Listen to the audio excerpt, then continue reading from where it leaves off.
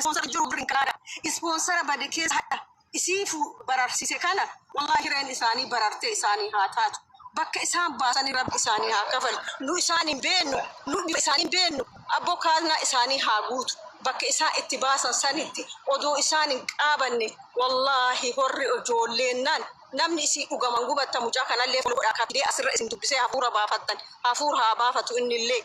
Foloo godhaa mucattii tanallee du'aa godhaa keessattuu horra isii baasee du'aa godhaa. Ani as taa'ee ijoolleetii yafiduu dadhabee kana beekaa haadha ciniinnatanii bakkuma isin gubattan sanii mucattii tana baasan malee ispoonsarri hin jiru cufameera Kanaada ana keessa jira. Fayyaa naataa isin jaaladhaa ulfaadhaa atis mucaa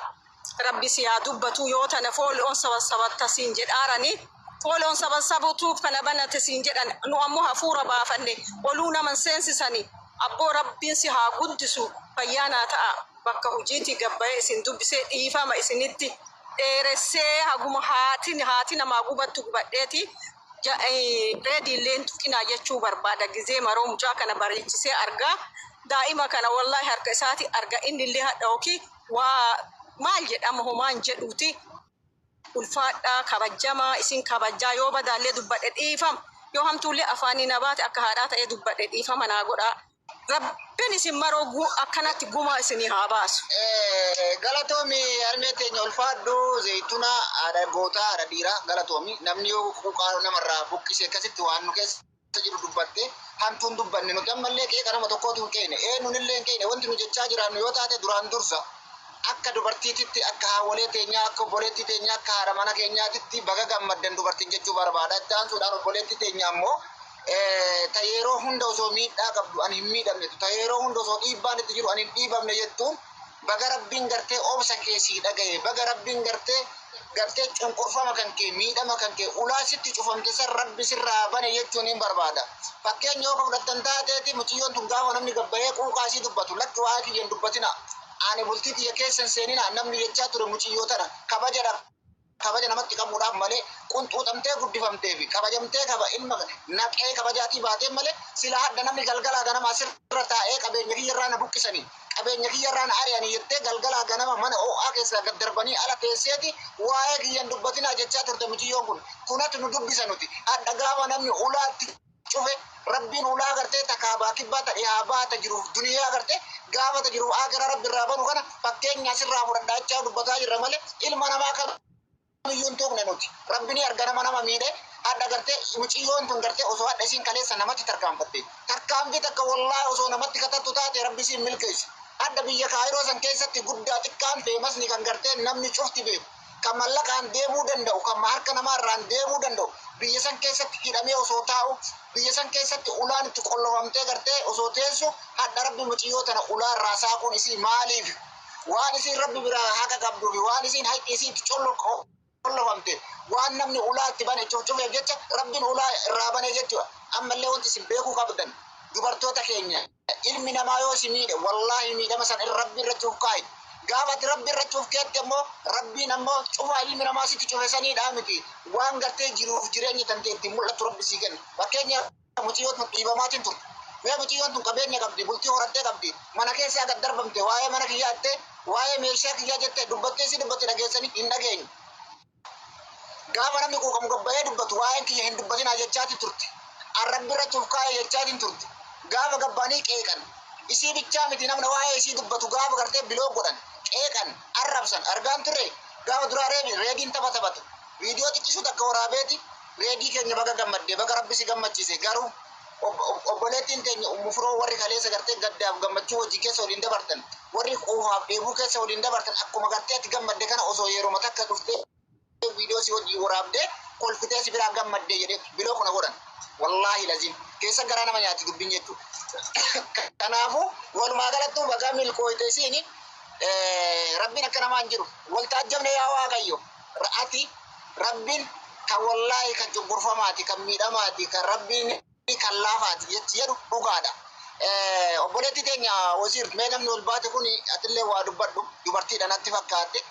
gammachuus taatu gaddas taatu asumaan mee dabaree siifin kennina ergaafilleen shamarran yookaan obboleeyyan keenya kanaaf waan nu dabarsiin kenna Wana jarrabi Afrikan nebeki narra fudhatani qoe dhifama ijoolleen asalaallee nama arrabsite jedhan nama takka arrabseen beeku anammaa miti yaa Kanaadaa deemte koppii godha sheer godha taaptaabii kana qofa baangaa hundi keessanuu yeroo tokko taaptaa godhame yeroo manni iyyuu irratti ba'ee irratti duulu isaan guyyaa takkaayyuu ani waa takka isaan jedhee hin beeku ani warra sharriin namaaf yaaduu jedhean ummata kiyya an warra sharrii namaaf yaadu malee warri khairii nama dhugaadhaan rabbii isaatitti amanee rabbii isaatiin waan qabu hundaayyuu rabbii isaatitti dhiifate waan silaa barbaadu san bakka barbaadu gayaa warri mootuyyuu sharrii namatti yaadu akkuma sharrii namatti yaaditti jedhe malee ani nama takkaayyuu hin tuwine warri narratti haasaa jirtan dhiifama isiniin jedha an jecha kanaaf jedhe malee waan biraatii miti reedilleen keenya shilleen teenna tuunillee teenna garaagarummaa takka hin qaban anaaf jedhe jechuudha abbaan abbaa fedhe wajjin jiraatuu danda'a sun mirga dhuunfaa isaati an gammachuu isii ibsatuun dhufe malee waa'ee dhimma nama harrabsuu keessa hin jiru baga rabbiin isii gammachiise ammallee namni keenyallee ijoolleen keenyallee shamarran keenya jechuun barumsa yoo dhuguma wallaahi shamarran jechuudha shamara taane barumsa waan jedhamu haadha firootirraa fudhachuu qabna jechuudha hundumti keenyaayyuu shamara kataati hundi keetiyyuu jechuudha maaliif namni gaafa obsa qabaate gaafa waan qabu hundaayyuu waan itti dhufe hundaayyuu alhamdulillah jettee gaafa fudhatte rabbiin akka of duratti immoo si ibsu kanaattiin arguu dandeessa jechuudha akkanumatti. Maalifi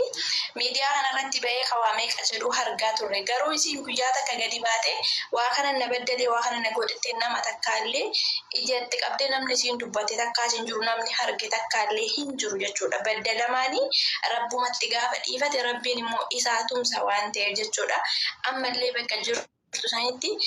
dirreen isii bakkeen isiin dhayite sun isii haasimattuu Oromoon achi keessa jirtanillee amaanaa isinitti kennannee jirra nu jabeessa nu qabaa maalifi bikka isiin jirtutti warra achi keessa jirtan deemaa warra achi keessa turtanii jiraattan jechuudha warri biyya san keessa jirtan oloonni beeytani qaatee nu jajjabeessa haadha firoo haadha dhiiraati wallaahi dubartii meeqatu jiru argaa kan jiru jechuudha ilma ofii gatee biraa deema jechuudha garuu akkasitti biyya san keessatti qabdee ilaal ilma kiyya jettee anarraa bahe jettee akkasi qabdee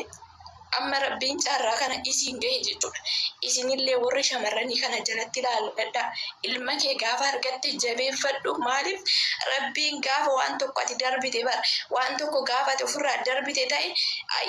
jechuun waan ati badaa ati hojjette san badaman rabbiin si qaba waan ati keerii waan gaarii ati dalayde rabbiin bakkuma gaarii si gaha akkuma firoo kana jechuudha. Ammas ilmoo isillee ilmoo guddaa rabbi nu haa taasisu beeka hayyuu rabbi nu haa taasisu isillee rabbi umrii isii nuuf haa dheeressu jaarsa isii kan isiin kan dura dhiisesan illee jechuudha rabbi walitti haa deebisu ani Oromoon nama walitti deebisa malee nama waliin nabsiisu ammallee rabbi walitti isaan haa deebisu wallaahi nagaan isaa waliin haa jiraatanii haa gammadanii jedha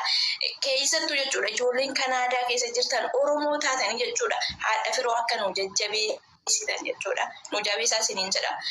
karaa biraatitti warroonni na fudhattan dhiifama rabbii fi rasuulii jedhaati aboo inaalillaa isiniin jedheera.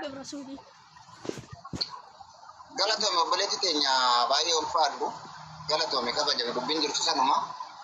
namni biraa namni hin dubbanne mee waziir dubbadhu mee Aramo ishee bakka kan geesse arguudhaaf hedduu gammachuu qabna. Rabbiin ammallee umrii dheertuu kaleefi inshaallah isinimmoo isinlee rabbiin nama waan kana keessa dabartanii jiraame fakkeenya intala Oromoo shamaraa takkaaf taatu fakkeenya rabbi ishee haa godhu. Wallahi akka itti ibsadhu na wallaalchise annin boo'ee giseen viidiyoo isii argee dura isaan bosotan argee amanuu dadhabe wallahi amanuu dadhabe amma akka tasaa si jedhadhe atis hedduu galatoomii ulfaadhuu akkanatti yaada namarraa fuutee yaani waan dhagaame ibsachuu keenyaaf ulfaadhuun sin jawaaba hedduu takka.